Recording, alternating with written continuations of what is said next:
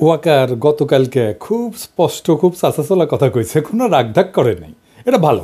আমি আপনাদের সতর্ক করে দিচ্ছি, পরে বলবেন যে আমি সতর্ক করিনি। আমি আপনাদের সতর্ক করে দিচ্ছি, আপনারা যদি নিজেদের মধ্যে ভেদাভেদ ভুলে একসাথে কাজ না করতে পারেন, নিজেরা যদি কাদা ছোড়াছুড়ি করেন, মারামারি কাটাকাটি করেন, এই দেশ এবং জাতির স্বাধীনতা সার্বভৌমত্ব বিপন্ন হবে। আমি আজকে বলে দিলাম, নাইলে আপনারা বলবেন যে আমি আপনাদের সতর্ক করিনি। আমি সতর্ক করে দিচ্ছি আপনাদের। ভালো। আর্মি সবসময় চায় শত্রু তাকে লক্ষ্য করে গুলি ছুড়ুক, গুলি ছুড়লেই একমাত্র আপনি প্রতিপক্ষের অবস্থান বুঝতে পারবেন। ওয়াকার সাহেব নিজের অবস্থান জানাইছেন, নিজেরে দেশের বিপ্লবের ছাত্র জনতার আকাঙ্ক্ষার প্রতিপক্ষ বানাইছেন, আর অবশ্যই অবস্থান জানাইছেন। এটা তার একার অবস্থান না, এই অবস্থান ভারতের, এই অবস্থান আওয়ামী লীগের, এই অবস্থান বাংলাদেশের সুশীল এলিটদের, হয়তো কোনো কোনো রাজনৈতিক দলেরও আমি আর নাম বললাম না। তো সে কি বলিছে? 1 number, police, RAB, NSI, DGFI এই সমস্ত প্রতিষ্ঠানকে দুর্বল করে তোলা যাবে না। এই সমস্ত প্রতিষ্ঠানের সদস্যদের বিচারের প্রশ্নটা এদেরকে দুর্বল না কইরা সমাধান করা লাগবে। 2 নাম্বার, নির্বাচন ডিসেম্বরে হইতে হবে এবং ইনক্লুসিভ হইতে হবে। ইনক্লুসিভ মানে এটা আওয়ামী লীগ থাকতে হবে, আওয়ামী লীগকে পার্টিসিপেট করতে হবে। 3 নাম্বার, বিডিআর বিদ্রোহের বিচার যা হয়েছে ঠিকঠাক হয়েছে, এটা নিয়ে আর আগানো যাবে না। 4 নাম্বার, দেশব্যাপী যে হানাহানি মারামারি কাটাকাটি হইতেছে এগুলো বন্ধ করা লাগবে। উনি কইছেন মব, নানাবিধ মব বন্ধ করা লাগবে। এইসবের সার কথা কি? সার কথা হইল প্রফেসর ইউনূসের সরকারকে দ্রুত বিদায় নেওয়া লাগবে এবং বিপ্লবী তৎপরতাগুলো বন্ধ করা লাগবে। সোজা কথায় স্ট্যাবলিশমেন্টকে ঠিক রাখা লাগবে, আওয়ামী লীগকেও নির্বাচনে অংশগ্রহণ করতে দিতে হবে।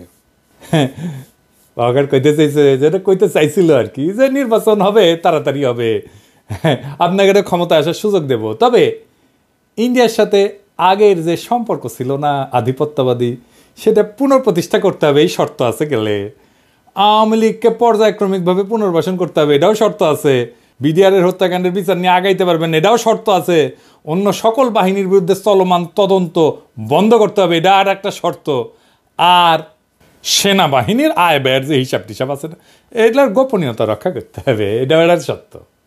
খেয়াল করলে দেখবেন যে আওয়ামী লীগের ষড়যন্ত্রের বিরুদ্ধে ওয়াকারের কোনো বক্তব্য নাই, বরং বেশি বাড়াবাড়ি করলে সার্বভৌমত্ব ঝুঁকিতে পড়ার হুমকি আছে। মানে কি?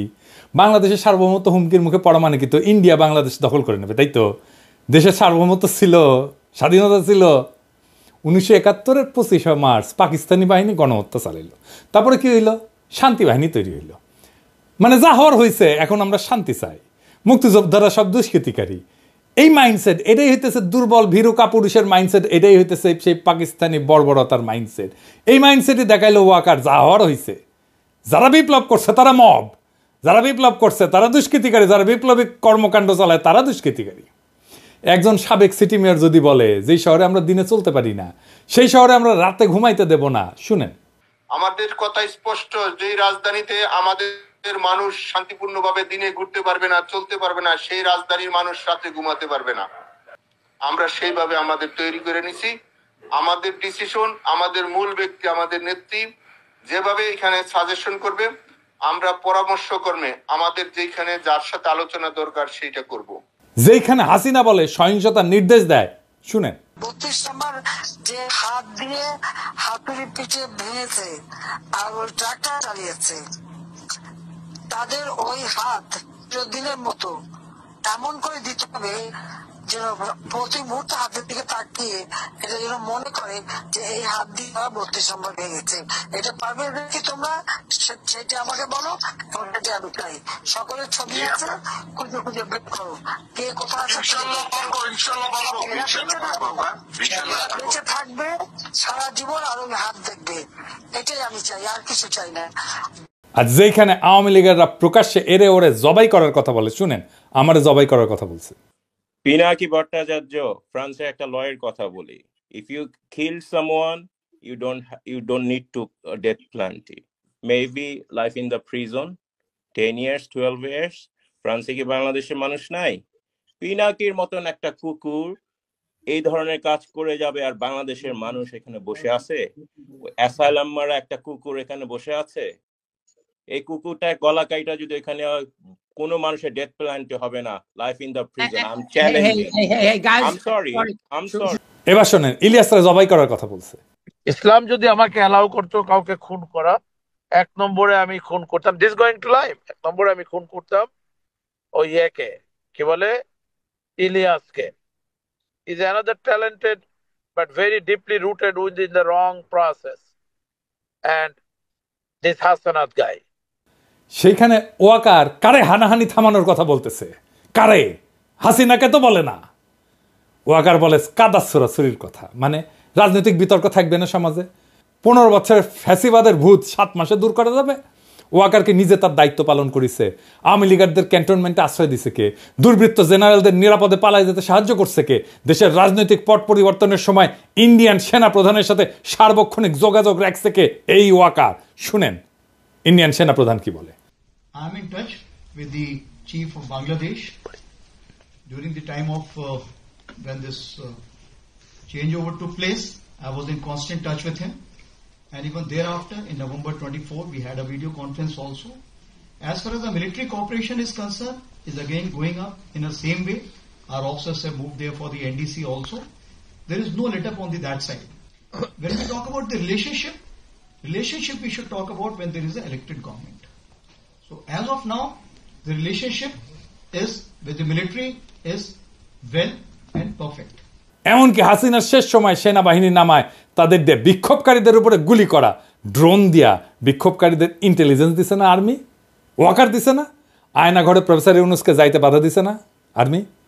আয়নাঘরের ক্রাইম সিনকে তার আওতাধীন এলাকায় পরিবর্তন করে দেওয়া হয়েছে না?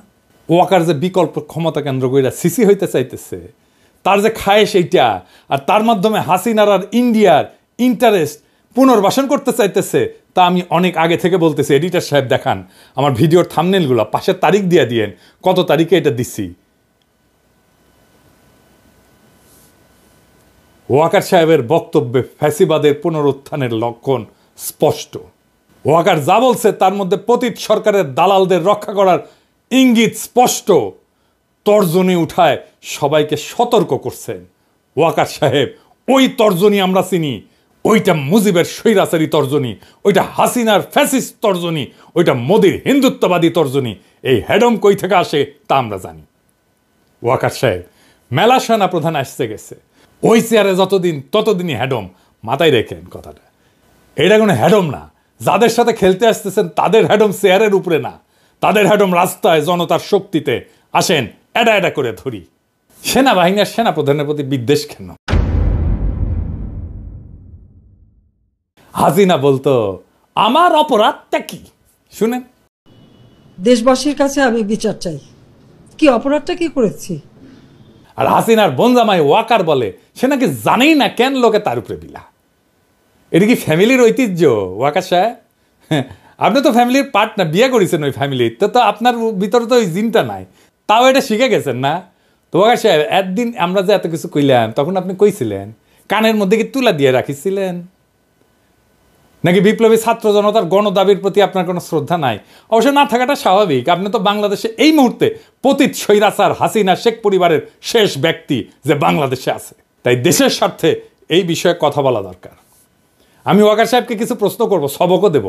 আপনার যদি হ্যাডম থাকে ওয়াকার সাহেব, তাইলে অনুরোধ করব আমার সব প্রশ্নের উত্তর সংবাদ সম্মেলন করে দিবেন, নাইলে জাতি বুঝে নেবে জুলাই বিপ্লবের পর নতুন বাংলাদেশ বিনির্মাণে আপনার অবস্থান কি। চলেন আল্লাহর নামে শুরু করি। ওয়াই সাহেব, আপনি আজকে আমাদের উপদেশ দিলেন, বললেন যে আপনার উপদেশ শুনলে দেশবাসীর লাভ হবে। তা তো ভালোই, তো দেশ কিভাবে চলবে সে উপদেশ দ্বারা আপনি কেডা? আপনি কোন তালে বর্মিয়া? সেনাবাহিনীর কাজ কি দেশে পলিসি নির্ধারণ করা? দেশ পরিচালনার দায়িত্ব সরকারের আর সিভিল প্রশাসনের। আপনারা মাঠে আছেন ইন এইড টু সিভিল পাওয়ার, আপনারা হলেন দেশের পাহারাদার, পাহারাদারই থাকেন। আপনি বলেন সেনাবাহিনী ডিসিপ্লিন ফোর্স, তো আপনার নিজের ডিসিপ্লিন কই? আপনার নিজের ডিসিপ্লিন কোথায় বলা আছে সেনাপ্রধান দেশবাসীকে পরিচালনার উপদেশ দিতে পারে? এটা কি আপনার কাজ? 2 নাম্বার, আপনি যদি জনগণকে ভয় দেখান এই বলে যে ডিসিপ্লিন ফোর্সকে অন্য পথে পরিচালনা করবেন না, কি বুঝাইতে চাইলেন আপনি? ক্ষমতা দখল করবেন? দখল করে দেখেন আপনার অবস্থা তো খালেদ মোশাররফের চাইতে খারাপ হবে। সেই ভবিষ্যৎবাণী ছাত্র জনতার পক্ষ থেকে কয়া দিলাম। আপনি হাসিনার ফুয়াতো বোনের জামাই হওয়ার পরেও এই জাতি আপনাকে সেনাপ্রধান রাখিছে, কারণ আমরা সেনাবাহিনীকে বিতর্কিত করতে চাই না। আপনিই সেনাবাহিনীকে বিতর্কিত করেছেন আপনার বক্তব্য দিয়া।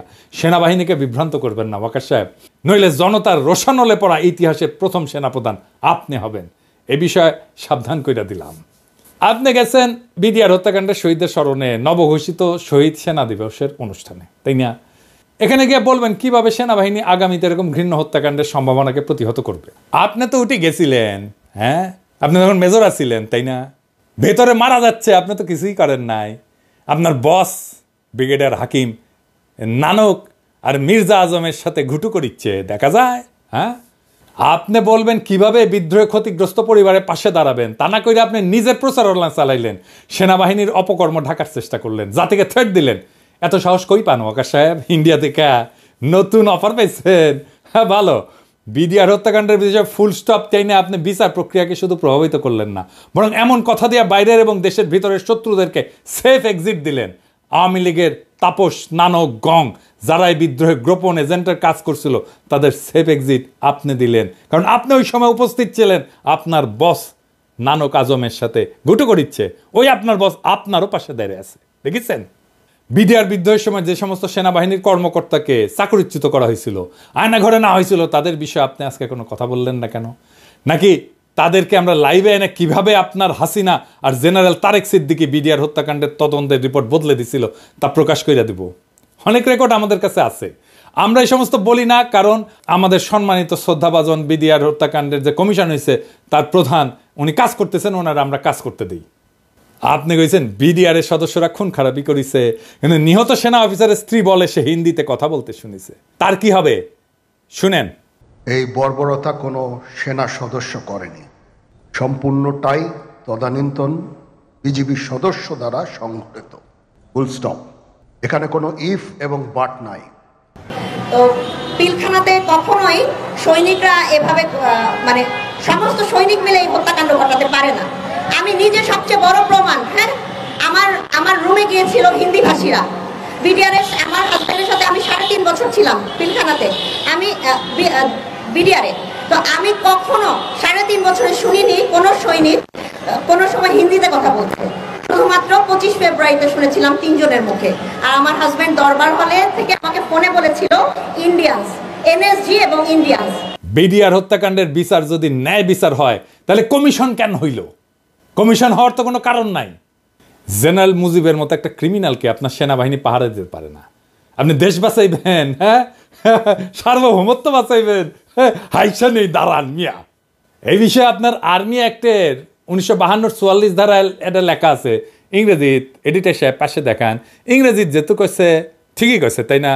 আমি এনে বাংলা করে দিই, আমি তো ইংরেজি বুঝি না। এনে লেখা আছে এই আইনের আওতাধীন কোনো ব্যক্তি যদি অনুমতি ব্যতীত ইচ্ছাকৃতভাবে কোনো বন্দী বা সেবামূলক হেফাজতে রাখা ব্যক্তিকে মুক্তি দেয়, তবে তাকে কোর্ট মার্শালের মাধ্যমে দোষী সাব্যস্ত করা হলে কঠোর কারাদণ্ডে দণ্ডিত করা হবে, যার মেয়াদ 14 বছর পর্যন্ত হইতে পারে, অথবা এই আইনে উল্লেখিত অন্য কোনো লঘু শাস্তি প্রদান করা যাইতে পারে। তো ঠিকই কইছে না? ইংরেজিত কইছে। তো মুজিব পালানোর পর কোর্ট মার্শাল করছিলেন কেন হয় নাই? ওয়াকার সাহেব, জনগণকে কি ভূগোল বাজান না ইতিহাস বুঝান? জনগণকে কি বোকা ভাবেন? নাটক এর দায় সেনা প্রধান হিসেবে আপনি কিভাবে এড়াইবেন? আপনার নাটকের ব্যাপারে সেজানের গানের লাইন বলে দিতেছি। তো দালাল রে মায়ের রে মাইরা দেশের বাইরে, মেসেজ ক্লিয়ার, ফুল স্টপ। আমাদের চুপ রাখতে পারবেন না, আমরা কথা বলবোই। তা এইভাবে আইনের ভিত্তিতে বলবো, আইন দেখায় দেখায় বলবো। প্রিয় সৈনিকেরা, দেখেছেন আপনার জেনারেল কি করেছে? দেখেছেন? দেখেন, আপনি কইছেন যে আমরা যেন সেনাবাহিনীকে বিতর্কিত না করি। আমরা আপনাকে বলতেছি, আপনি ইন্ডিয়ার দালালি করার জন্য সেনাবাহিনীকে বিতর্কিত করেন না। আয়নাঘর পরিদর্শনে প্রধান উপদেষ্টারে কে বাধা দিছে? আপনি। গুম কমিশনের কাছে কে বাধা দিছে? আপনি। র্যাবের টিএফআই সেলে আন্তর্জাতিক অপরাধ ট্রাইব্যুনালের চিফ প্রসিকিউটরের পরিদর্শনের সময় টাইম বোমা পাওয়া গেছে। আপনার সেনাবাহিনী কখন কোন ফেলতেছিল? এই সেলটা আপনাদের সেনাবাহিনীর লোকদের পরিচালনা করা হইতো, তাই না? হিসাব করে কথা কইবেন ওয়াকার সাহেব। আপনার সিল মারার টাইম এসে গেছে। আয়না ঘরের মতো যে সমস্ত টর্চার সেল আপনি সেনাবাহিনীতে রাখিছেন বা এদের মূল হাতাদের রক্ষায় আপনার যে ভূমিকা, সেই বিষয়ে আর্মি অ্যাক্টের 1952 ধারা 51-তে কি কওয়া আছে ইংরেজিত? হ্যাঁ, কি কওয়া আছে? এডিটার সাহেব দেখান পাশে, ইংরেজি যেহেতু কইছে ওয়াকার সাহেব ঠিকই কইছে, তাই না? তো আমরা তো আর ইংরেজি বুঝি না, আমরা না বাংলা কইরা দেখি। হ্যাঁ, কি কইছে?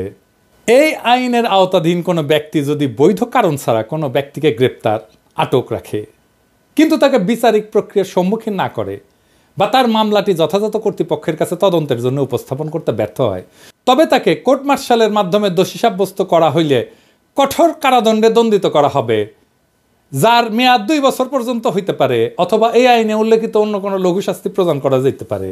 হ্যাঁ, সৈনিক ভাইরা দেখেছেন? হ্যাঁ, দেখেছেন সেনা আইনে কি আছে? আপনাদের জেনারেলরা কি করেছে দেখেছেন?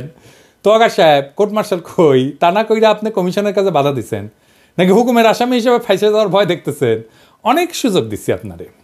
আপনি দেশের কাজ না কইরা হাসিনার, ইন্ডিয়ার আর আওয়ামী লীগের পুনর্বাসনের জন্য কাজ করতেছেন। তা আপনি তো ফিজিক্যালি আনফিট, আপনার হার্টে নাকি সমস্যা। তো কি সমস্যা? আপনি কিভাবে সেনাপ্রধান হয়েছেন তা কি আমরা জানি না? স্বৈরাচারের আত্মীয় কোটায় আপনি সেনাপ্রধান হয়েছেন, হাসিনার আত্মীয় কোটায়। আপনাদের নিরপেক্ষ ভোট দেওয়া স্বাস্থ্য পরীক্ষার আহ্বান জানাইতেছি। দেশের সার্বভৌমত্ব আপনার মতো দুর্বল হৃদয়ের ভারতবাদী সেনাপ্রধান দেওয়া হবে না।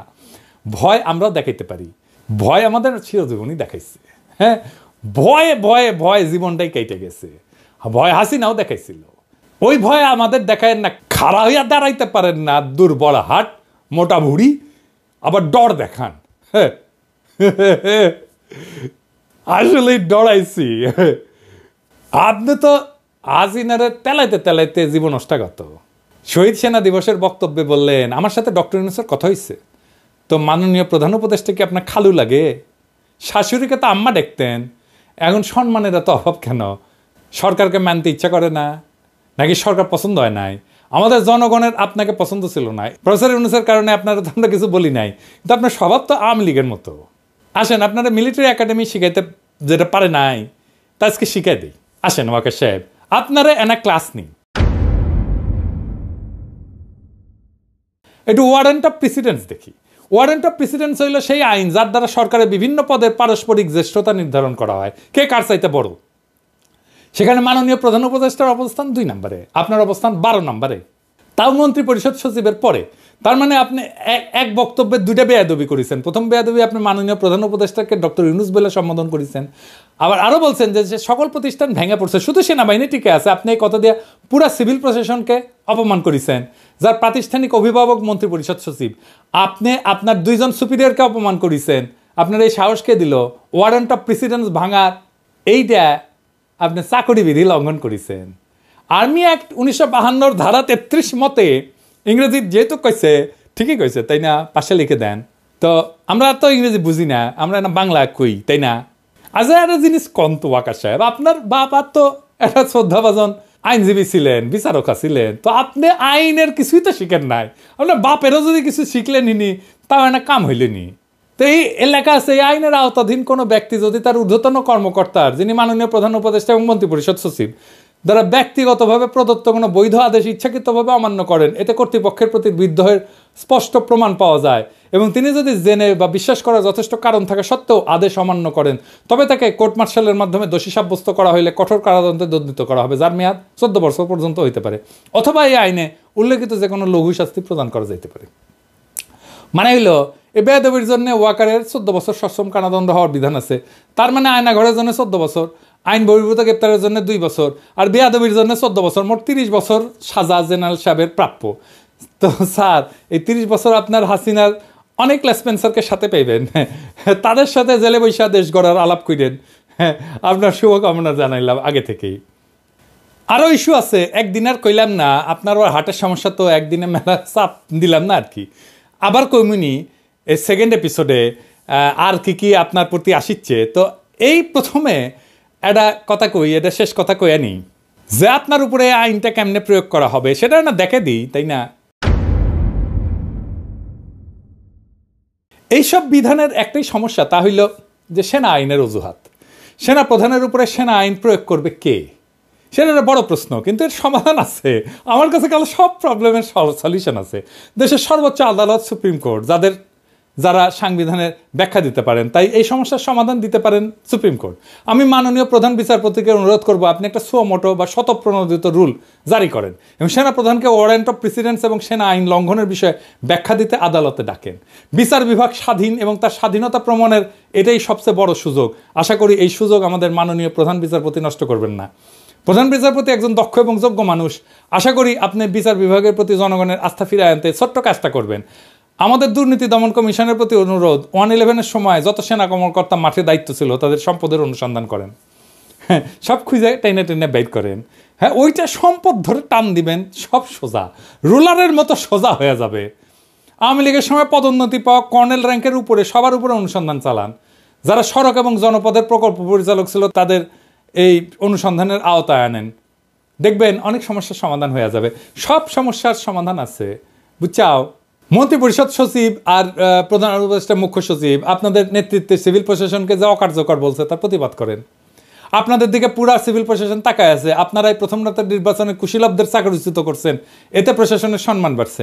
আর্মি চিফের এমন লজ্জাজনক মন্তব্যের প্রতিবাদ করেন। আমরা এই ক্ষেত্রে সিভিল প্রশাসনের পক্ষে, জনতা তার সেবকদের সম্মান দিতে চায়।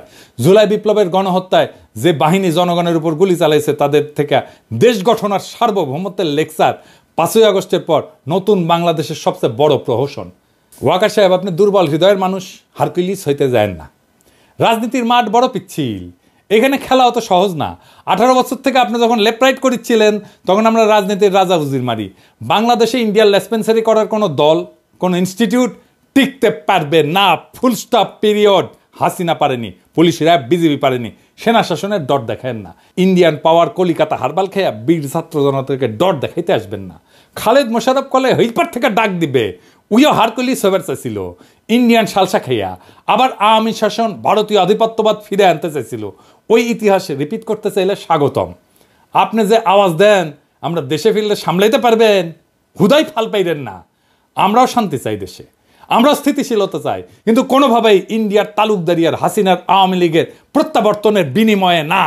ইন্ডিয়ান স্বার্থ পুনর্বহাল আর আওয়ামী লীগের পুনর্বাসনের চেষ্টা করলে আমরাও এর শেষ দেখে ছাড়বো। পরে কয়েন না, সাবধান করি নাই, সাবধান। আপনারে হুমকি আমরাও দিতে পারি, কেন? আমরাই জনতার কণ্ঠস্বর, আমরাই দেশের মালিক।